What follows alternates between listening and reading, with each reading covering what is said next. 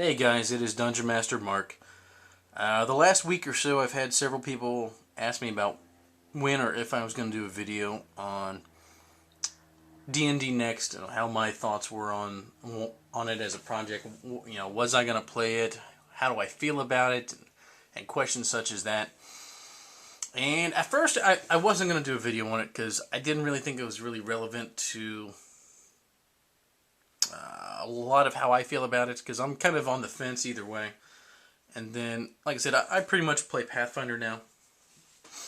And then, you know, the whole shocking news came out the other day with Monty Cook.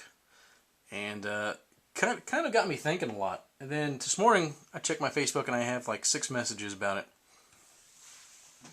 And I said, screw it, what the hell, I'm going to do a video on it because I think it's, you know, it has me thinking, so I know other people have to be worried and thinking about it too.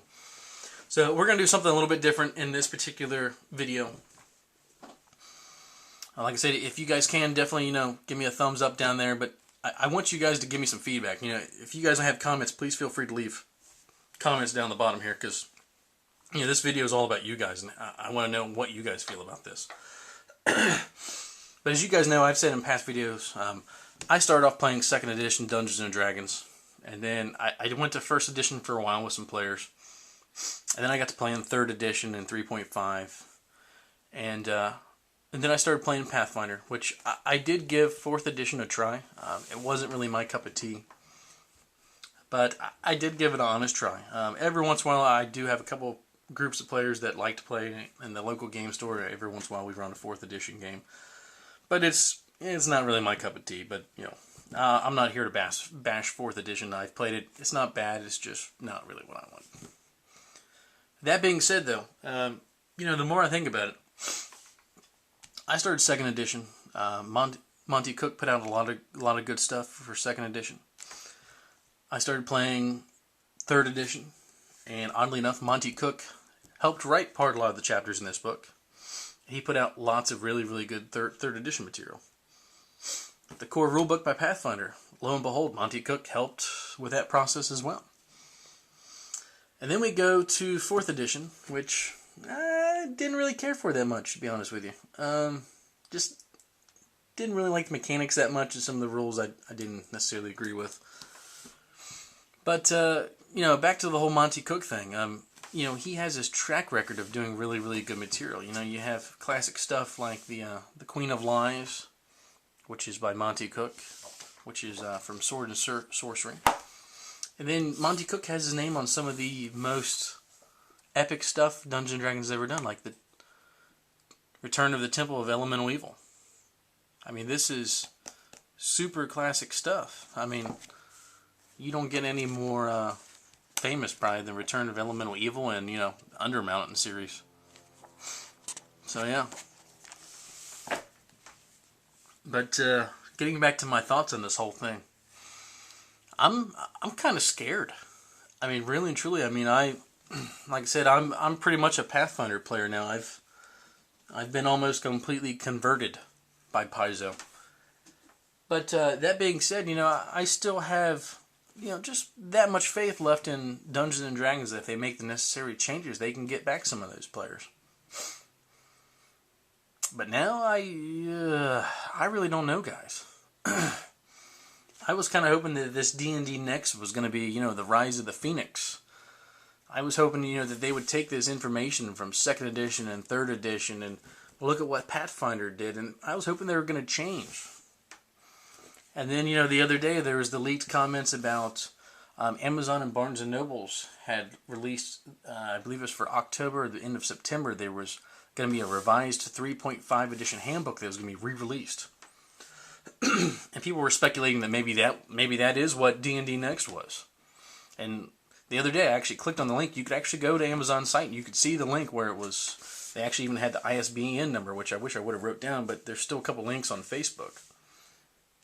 And then miraculously, last night, if you went to it, it was suddenly gone, where it was took down. So I don't know. Like I said, it kind of has me worried. You know, I mean, Monty Cook and them worked on 3.5, and it was a really good game system, and it just worked really well. It worked so well, in fact, that when Wizards of the Coast switched to 4th edition, the only thing the guys at Paizo had to do was take a look at the rules, which already worked really, really awesome. I mean, they worked with Monte Cook, and they changed a couple things that they wanted to operate a little bit more smoothly. They added a little bit of flavor.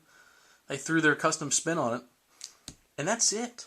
I mean, Paizo now is kicking butt. They're coming out with awesome material, and I mean, you know, people love the game. I mean, if you go on Paizo's website, the really funny thing is that people at Paizo, they're still rooting for Wizards of the Coast. They want Wizards of the Coast to do well. I mean, they're not, you know, saying that they want them to crash and burn. I mean, they want the competition, and, you know, they wish them all the best of luck.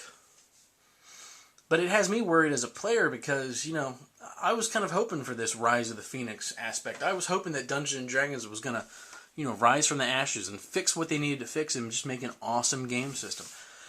And now I'm really not that sure. I mean, Monte Cook on his blog, you know, he even says that there was, you know, some differences of opinion and there was some conflict. You know, he signed a non-disclosure agreement, and, you know, he really can't go into detail, which I understand. You know, none of us really need to know the full details because, let's be honest, that's not really any of our business.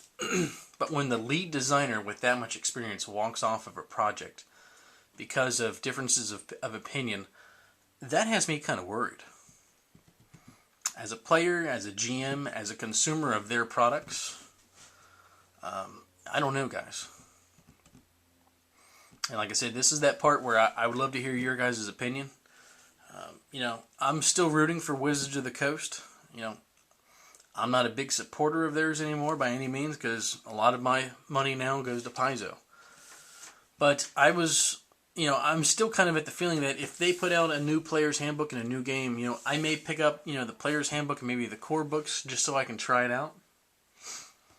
You know, I'm still rooting for them. I hope they change and I hope they get their stuff together. But, man, it's looking grim. I mean, it's looking really grim for Wizards of the Coast. And like I said, I mean, I don't know how all the rest of you guys feel. You know, I wasn't that big into 4th edition. You know, I've seen all these posts where people are like, you know, wanting to burn Mike Merles at the stake because they think he like ruined it. But I mean, there was a lot of people who were involved with 4th edition. And there's a lot of people who've worked for 4th edition, you know, who've worked for other companies too that were quite successful. So I mean, you really can't blame it on one guy. And like I said, D&D Next, they still have a lot of other good designers that are working on, like Richard Baker and some of the other Mike Merles as well, which we're not going to get into that whole conversation because that'll start a shit storm by itself. But like I said, Richard Baker's been around for a while. You know, he's worked on Forgotten Realms. He's worked on Dark Sun. I think he's actually worked on a couple Dragonlance things too. I mean, he's been around. He's worked on a lot of good projects, and he's a good author and a good game designer. But like I said, I just want to get that out there. If you guys have any opinions or anything, feel free to share them.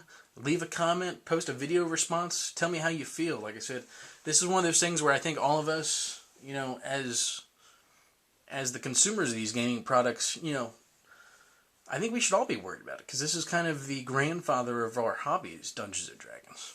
But that being said, you guys all have a good day. You know, sorry for taking this video to almost 8.5, 9 minutes. But thanks for watching, guys. Y'all have a nice night. Bye-bye.